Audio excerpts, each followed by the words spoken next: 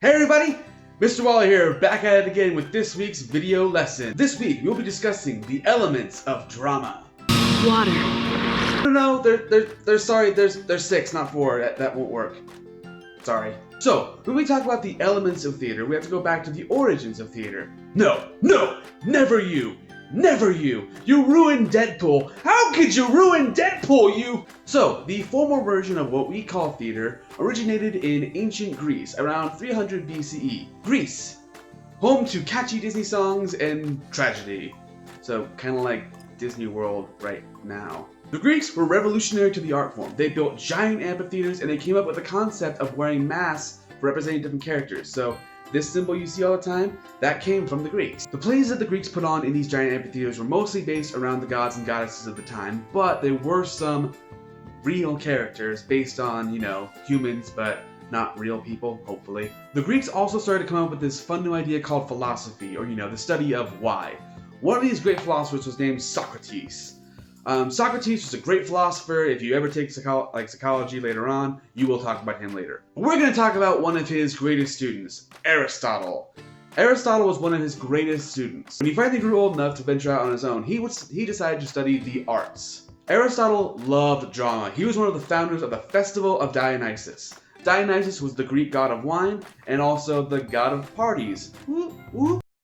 The Festival of Dionysus was basically an ancient version of Sundance Film Festival. Playwrights and players came from around the Greek world to perform at these giant amphitheaters, all set up for everyone to view as much theater as they could. So, Aristotle saw a lot of plays in his days. A lot. So many, in fact, that he decided to write a book about them. Mostly because Aristotle saw a lot of pretty bad plays too.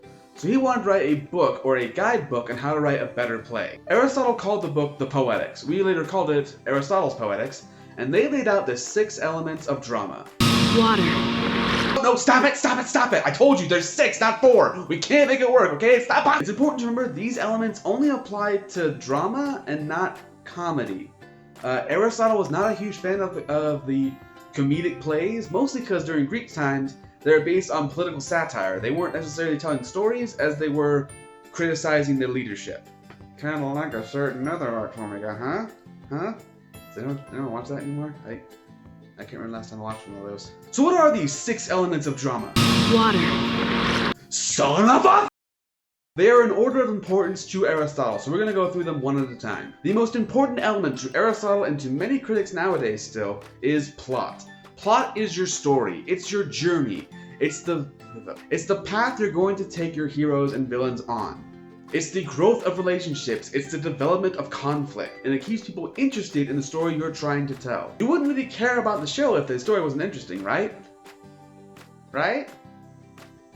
The second element is character. Who's your hero? Who's your villain? Who's the sub-character? Who's that other sub-character? Who's the random animal you brought along on the journey with you? As long as that character is fun or relatable to your audience, they'll probably do well. You and the audience if you can relate to a character and you want to see them develop through the story.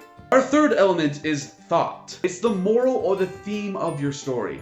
Not as important nowadays, but it still is relevant. Basically, what do you want your audience talking about on their way home? Do you want them talking about what the story was really about, or do you want them talking about, this? OMG, did you see those biceps though? Actually, I was more focused on the themes of government oppression and power. See, they basically put like a power struggle here on right and wrong. Because really the evidence against Bucky was circumstantial at best. Helicopter, bicep, curl. Fourth element is diction. It's the expression of your words. It's your voice. It's how your voice carries across over to the audience. Not as applicable nowadays, but think about a character you know. How is their voice defined, right? They all have distinct voices that carry across their meanings differently, right? If you have SpongeBob doing like Batman dialogue, it's not going to work out that well, right? Or vice versa. Answer me, Herbitus! Element number 5, music. One that was not as prevalent back in the Greek days, but now is much more prevalent now. You're probably just now realizing I cut the music in the background. Now it's like awkwardly silent. That music adds a lot. I'm getting sick of hearing my own voice. Hours upon hours of editing and I just hear my own voice in my head. This can also apply to the rhythm or plot of your story. Does it flow well? Does it make sense? Or is it like, a jerky bike path down to the bottom? And finally, the last element that Aristotle thought was important was spectacle. Again, this one's grown a lot more in our modern times. Aristotle thought spectacle was meant to just make the show memorable. That was its only attribute, but nowadays it's a lot more prevalent. Just think about the last show you saw that didn't have an explosion in it, or didn't have a million fireworks or special effects. Not that those are a bad thing nowadays, now they add a lot to story, but it wasn't always the case. Sir, would you like the explosion there or the explosion here? Make them everywhere. So there we have it. Those are the 6 elements of drama. Earth. We talked about this. I don't care that it's a different series. It's not gonna work. Now, does every movie, play, or story go by this standard? Absolutely not. Every story has its own structure and it has its own set of balance amongst these 6 elements. Plays or stories are going to focus a lot more heavily on plot than they do character, or some movies focus a lot more on spectacle than they do plot. It's just the way things go. The important thing, though, is to find balance amongst all 6 of these. Those stories or movies that have the best balance of these 6 end up turning out to be really, really great. Wait, 6 elements and balance. 6 and balance. Oh no! That's it for this week's lesson. If you're in class, I turn the time now over to your in-classroom teacher. Everyone have a great week, and I'll see you next time. Bye!